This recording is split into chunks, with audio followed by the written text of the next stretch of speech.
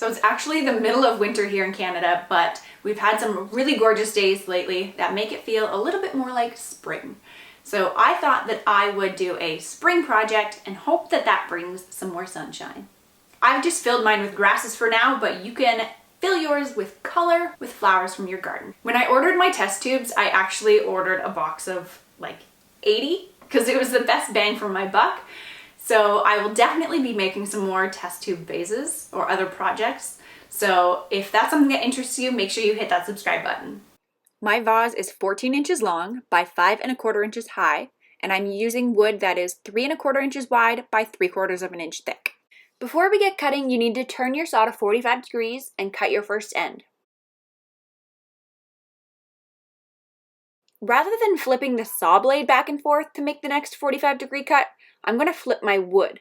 You want to move the blade as little as possible to get the tightest miter, as the slightest variation in where the blade ends up falling could leave you with a gap. Since my measurements are for the outside longest side of the board, to transfer my measurement to the other side, I'm using my speed square.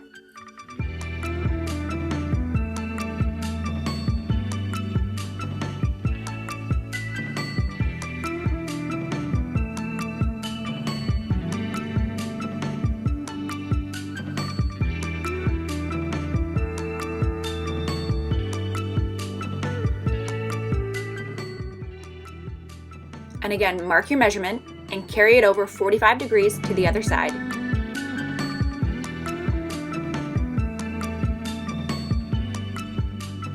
Once I've got all 4 sides cut, I'm going to mark where my holes need to go for my test tubes.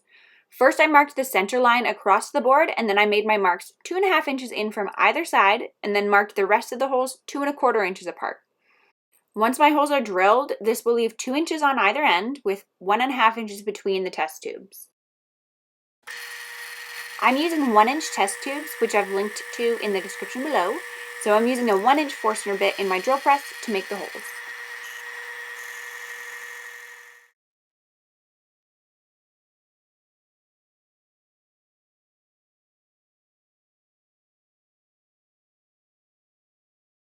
As I was drilling my holes, I was getting a little bit of blowout on the back, so to prevent this, I drilled most of the way through until the tip of the bit just came through the back, and then I flipped it over and drilled the rest of the way from the other side.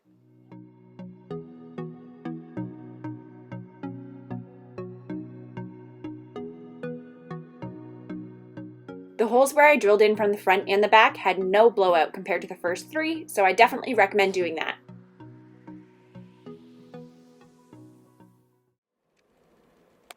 Once I got my holes drilled, I gave all my boards a good sand.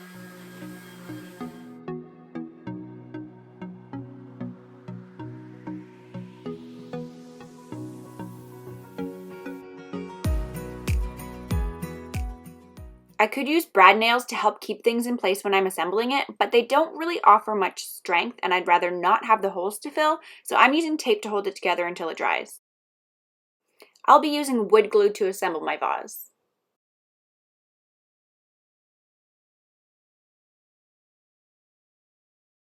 I'm assembling it in 2 pieces and then putting those 2 pieces together. Make sure that when you're putting your corners together that you use a square to make sure that they're perfect. Also make sure you clean up the glue in the corners as best you can because that will be tricky to get out later.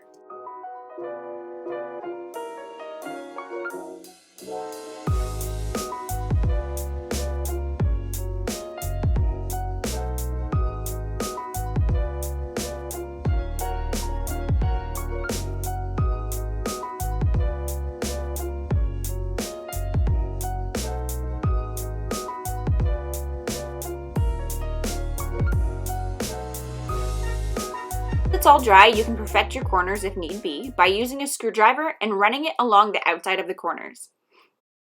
You can also use a mix of sawdust and wood glue or wood filler to help with any other imperfections. I gave mine one more sand and then filled it up.